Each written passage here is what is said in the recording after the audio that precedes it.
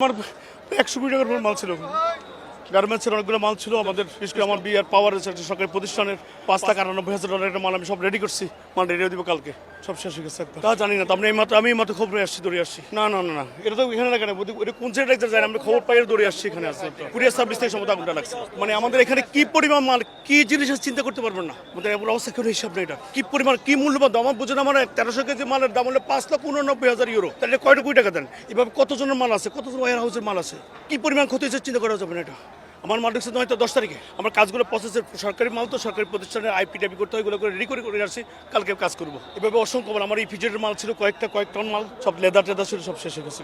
EPZ জিংচাংশুর কিছু মাল ছিল, কুমিল্লা ইপিজেডের গোল্ডেন জিংচাংশু, গোল্ডেন চা, এইভাবে সব। এখানে তো আমাদের মাল তো পর্যন্ত এটা কতগুলো মাল আসে, ছোট মাল অনেক করে কোম্পানির মাল আসে, হাজার কোম্পানির মাল পড়া যায়।